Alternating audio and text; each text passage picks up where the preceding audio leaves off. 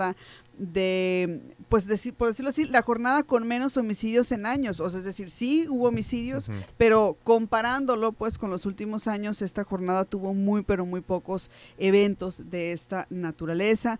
Entonces envió la presidenta al Senado la ley también, y esto es importante, para sancionar el feminicidio, por ejemplo. Eso también me parece importante, que tiene que ver con temas de seguridad, y ahí vienen algunas agravantes también, dependiendo de cómo pues se da, ¿no? Y la idea también es homologarlo en todos los estados del país. Me parece muy interesante todo este contexto, Janet. Acá adelante. Bueno, fue la cifra registrada más baja en los últimos 8 años. En los últimos 8 años. Alegra ver que no hablamos de Calderón, ¿no? O sea, creo que ya situarnos en el tiempo presente es importante para poder evaluar. Se presentaron 21 homicidios que, como bien dices, son muy lamentables, pero distan mucho de la cantidad habitual que había sido. Bueno, cuando llegó la presidenta había 87 homicidios diarios en promedio y ahora ha descendido a 54. Creo que todos, y en esta mesa lo hemos hablado en muchos momentos, de que sí hay un cambio en materia de seguridad pública. Lo vemos en nuestras comunidades, lo vemos en El Claro, lo vemos en Santana, lo vemos en Hermosillo, de cómo ha ido cambiando la forma en la que se aborda la seguridad. Creo que en estos temas hay que ser responsables. Yo considero que Sonora reporta sus cifras y eso es el primer paso para poder diagnosticar la realidad. Hay estados como Durango que aparecen en cero en los reportes diarios de homicidios. Es prácticamente imposible que una entidad en un mes completo no registre un solo homicidio. Nada. Creo que eso nos muestra que hay estados donde sí se reporta y estados donde no. Por fortuna, Sonora no está dentro de los estados más violentos, pero sí reporta las comisiones de los delitos. Sobre el feminicidio, creo que es bien sintomático este tema de hacer propuestas. Yo insisto en que enrollarnos en la bandera del feminismo, pues es a veces cómodo, ¿no? Pero luego no. Entonces es muy contrastante, ¿no? Saber cómo de repente muy feministas y luego ya se les quita. El feminicidio es un tipo penal que se construyó desde la sociedad civil, lo construyó un grupo de feministas, antropólogas, juristas mexicanas, incluidas Marcela Lagarde, y resulta que en esta reforma no las invitaron al diseño. Entonces ese fue un conflicto que pasó en nuestro país y que fue muy poco hablado. Lo bueno es que se retomó su participación, las feministas hicieron aportaciones y mejoraron la ley, porque la ley como venía iba a ser un retroceso. Entonces hoy por hoy tenemos una iniciativa que busca homologar en todo el país, eso es importante. Se logró incluir las variables o algunas hipótesis, porque el dejar simplemente a la interpretación de los jueces nos ha demostrado que no accedemos a la justicia. Obliga a que se observe el protocolo de las muertes violentas de mujeres como si todas fueran un feminicidio para iniciar la investigación. Esto ya estaba en criterios de la Corte, pero la realidad es que las fiscalías tampoco lo hacían. Tenemos la imprescriptibilidad del delito, el que pasen los años y no venza, por decirlo de una manera más común. Y la otra es la pérdida de derechos. No pueden los feminicidas o los que intentan realizar un feminicidio todavía conservar la custodia y la patria potestad de sus hijos. Al final estamos hablando de personas muy violentas, que no, la violencia no distingue y no vas a ser una persona encantadora con todo el mundo y violente a ese grado con una mujer. Entonces, eso me parece que es un paso interesante. Ojalá y tenga presupuestos, ojalá que se fortalezcan las fiscalías especializadas en los delitos de género. Creo que ahí está el gran problema, en la impunidad. Sí, también se habla de pues homologar la sanción, ¿no? Cada entidad, cada estado del país, creo que también Yo no soy penas tan punitivista porque cuando alguien asesina no piensa en si son 80 o son 100 años. El gran problema en este país es la impunidad y eso pasa por las fiscalías y por la inactividad de las fiscalías y de los ministerios públicos, y uno va a la fiscalía y te tratan como imputada en lugar de ser la víctima. Entonces creo que seguimos y para mí el tipo penal del feminicidio lo tengo registrado, te debo el dato porque no lo traigo ahorita, pero es como una bola de estambre para las diputadas. Y lo agarran y le dan vueltas y le dan vueltas y le jalan y para hacerse tontas y no entrarle al tema. Si queremos evitar los feminicidios, hay que entrarle a la violencia familiar, hay que entrarle a la violencia en el noviazgo, hay que entrarle a la distribución de los cuidados, al acceso a los recursos públicos. Entonces yo no creo que vayamos a cambiar el mundo con ponerle de 60 a 100. Mira, y también algo interesante que me corriges tú, Janet, si está o no, pero por ahí lo leí, crear como una, pues no sé si banco de datos o información que no se tiene, pero de pronto no nos damos cuenta, pero hay personas, hay menores que quedan a la deriva cuando se dan los feminicidios y como que es una parte de la que no se habla y a mí me parece bien importante que también sepamos qué hacer. Cómo quedan estas personas, finalmente son vidas, niños, jóvenes, niñas que quedan en situación de orfandad, por ejemplo. Son víctimas también exacto. de esos delitos. O sea, el Estado, especialmente niñas y niños, tiene un deber reforzado de protección con las infancias. Así es, ahí se podría ser otro tema que más adelante podamos abordar.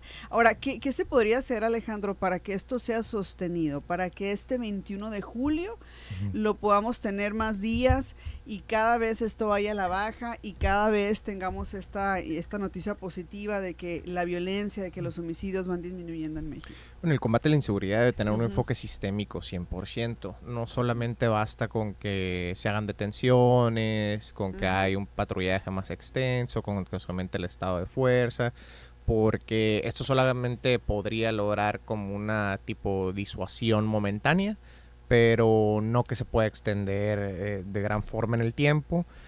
¿A qué me refiero por sistémica? Incluye, en primer lugar, lo que creo que está funcionando de una manera correcta, que es aumentar los estados de fuerza. ¿Qué significa esto? Más policías, ¿no? Que se tenga más equipamiento, que creo que esto se ha venido haciendo tanto aquí en el estado de Sonora como en la federación y se está teniendo un buen resultado, pero posterior a esto, que es lo que necesitamos, buenas fiscalías, ¿no?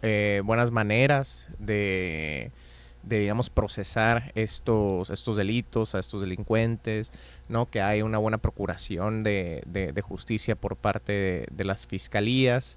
¿Qué significa esto? Buena investigación, buen armados de carpetas de investigación. La realidad es que derivado de ciertas deficiencias de algunas fiscalías se pueden caer asuntos, personas terminan quedando libres por algunas deficiencias en las investigaciones. Entonces, esto creo que, digamos que la calidad de las fiscalías no está homologada de cierta forma, ¿no? Las fiscalías estatales todavía tienen muchas deficiencias, tanto presupuestarias también como de capital humano, hay que decirlo. Son personas que están sujetas a una presión altísima de cientos y miles de asuntos que tienen en sus manos. Obviamente también se necesita más personal, más recursos para estas fiscalías. Y por otro lado, ya digamos en el último punto del eslabón, el Poder Judicial, ¿no? También hay que decirlo, el Poder Judicial históricamente también ha sido un punto un poco frágil en el sistema también de justicia mexicano. Esperemos que con esta reforma pues todo pueda salir avante y que funcionen, digamos, los 3 puntos torales del sistema de justicia, ¿no? Primero, desde las policías, luego la Procuración de Justicia mediante las fiscalías estatales y también la General de la República, y en último lugar, pues el Poder Judicial. Creo que esto es lo que... Sí. Lo que se necesita no es tan fácil porque no es tan fácil, dependes de distintos agentes, ¿no? Para que funcione realmente pues esta reducción, para que se pueda extender en el tiempo la reducción aquí de los delitos. Humanizar también el sistema, yo creo que es importante, y finalmente lo que decía también Janet es en el caso, por ejemplo, de las mujeres cuando sufren algún tipo de delitos, también es muy, pero muy lamentable la forma, ¿no? En la que a veces se les trata.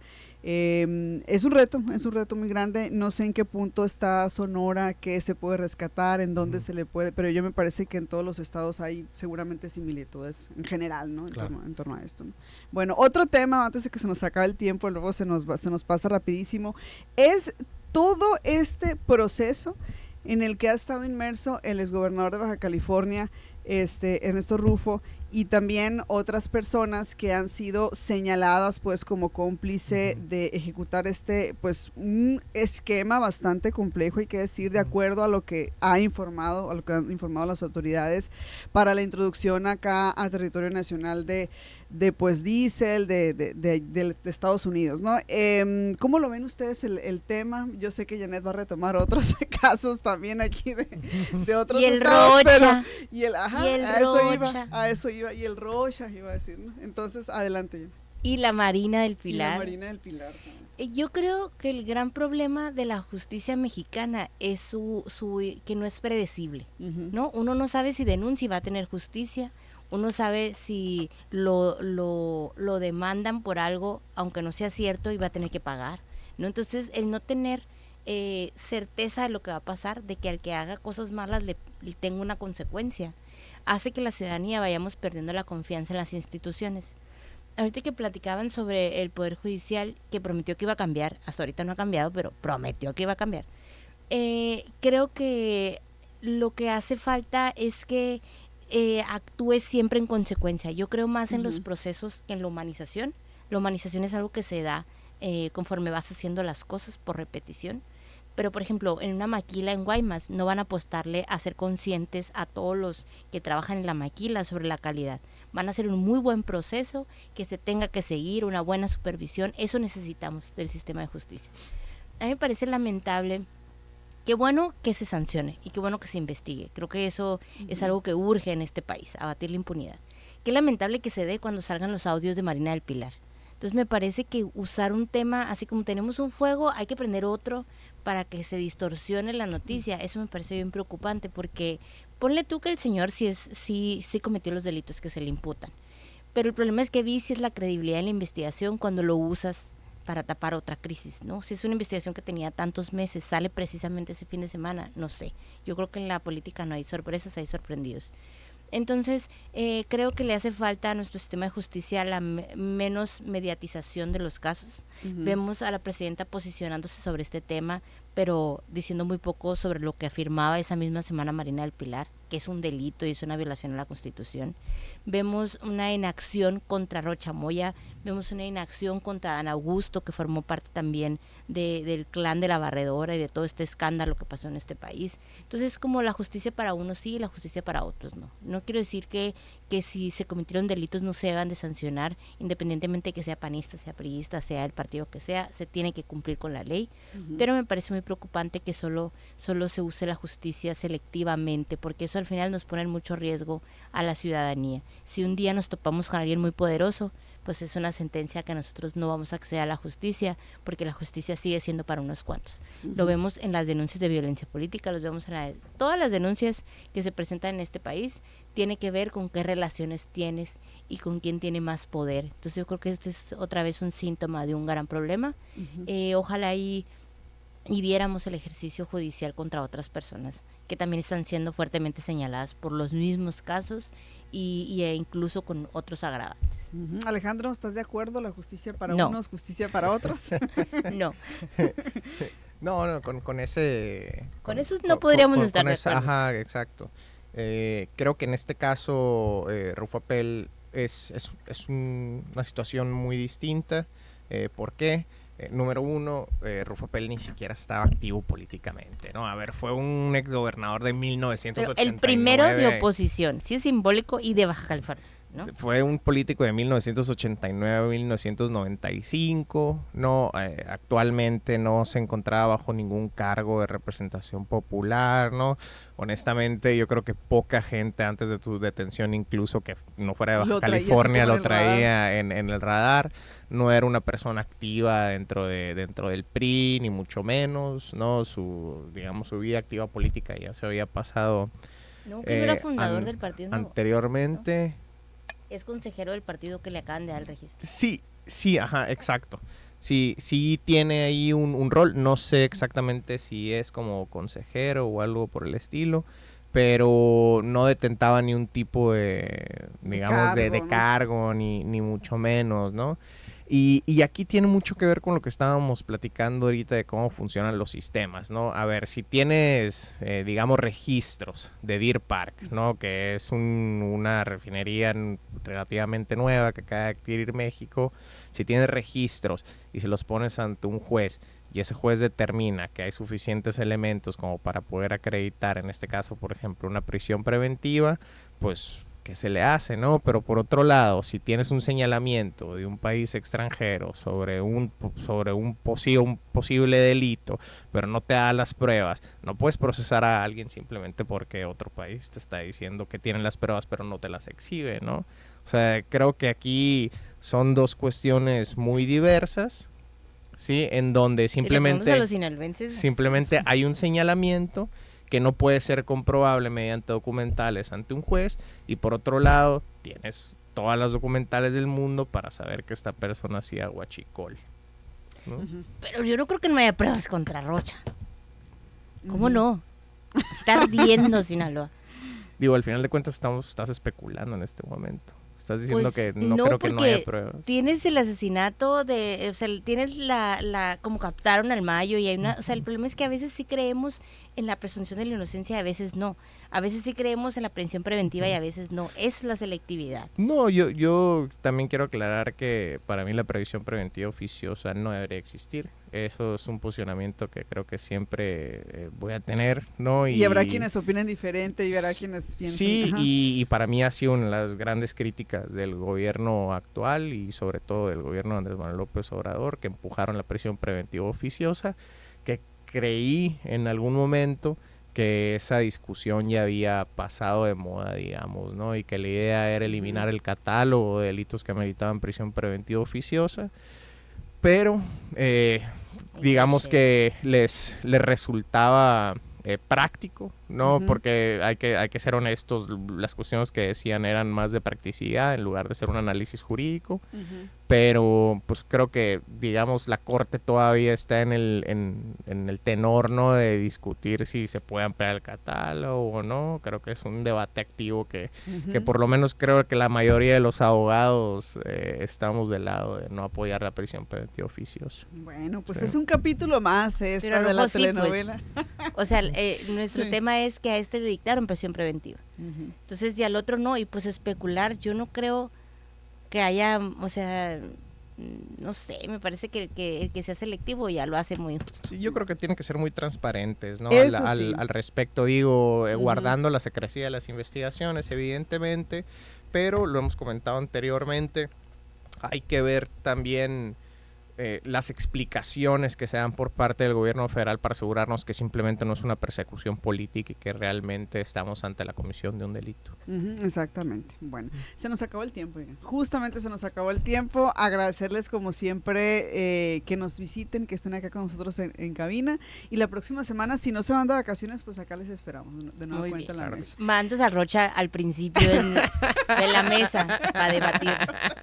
Para sacarle más hay jugo, que debatirlo. ¿no? Es un capítulo más esta de... Ni perdón ni olvido. Yo ya sabía que ya nadie iba a empezar. Ni perdón ni olvido. Me va a traer una camiseta, ¿no? Yo defiendo a Rocha y póntela. No, jamás. Yo te estimo tanto que no, jamás, ni siquiera lo puedo. Muy bien. Es mutuo. Sí. Bueno, pues muchas gracias Alejandro Cepeda y Janet Arrizón por habernos acompañado. Gracias a ustedes como siempre por continuar. Nos vamos a una pausa, regresamos ya a nuestra segunda hora de noticias. Quédese con nosotros, volvemos en un instante.